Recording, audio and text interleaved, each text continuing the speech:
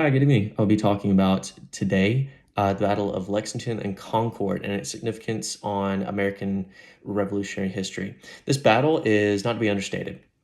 It holds a significant spot in the American mind, so much so that this small area of around 4 miles has deeply impacted our culture, society, mind, and everything in itself. It's known as the shot heard around the world, and for great reason. This is in between the towns of Lexington and Concord. This is outside of Boston, Massachusetts. So the perspective overall is that it holds great significance, but yet the area is so small and the event is so small. And how is that? Well, this in particular is, of course, Paul Revere's ride. The British are coming, the British are coming, that whole thing. And then you have Minutemen. They come, they start to bolster support along a bridge. And then this bridge is where you begin to hear shot ring out, no one knows who, and it's kind of put into almost like a myth of what truly happened, so to speak. But the area itself is now a National Historical Park.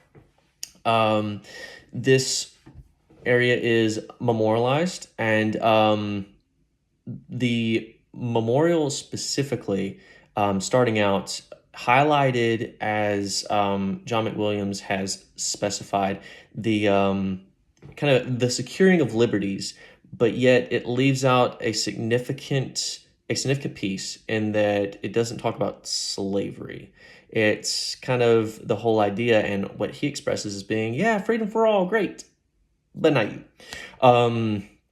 That's kind of the highlight of it, is that the hypocrisy behind it. And that's what he states, is like, this is a very Hippocratic thing of how can you not focus on all rights, all freedoms, all ideas, but yet you just go with your own thing.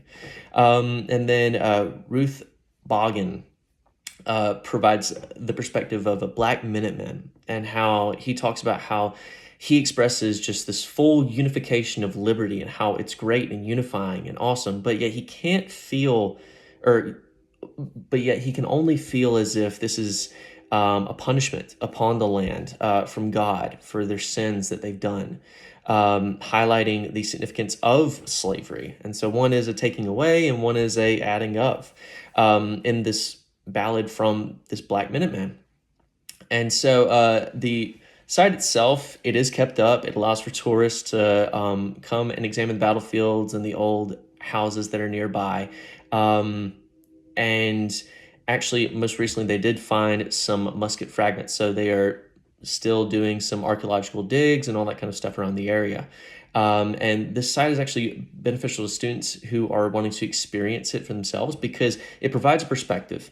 This whole area, it's highlighted in this huge kind of way of like, oh my gosh, it's the Battle of Lexington and Concord, but in reality, it's the Battle of Lexington and Concord. It's 4 miles of just kind of fields and all that kind of stuff, of men who ran for their lives from the British, and then they stood their ground and fought. It's a very, very small skirmish.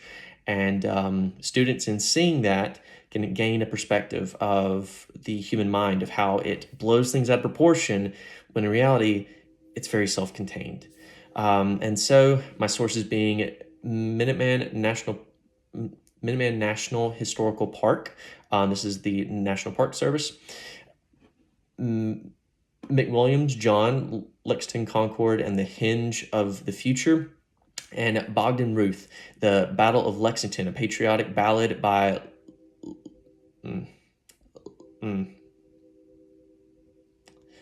Mr. Haynes. Thank you. Have a good night.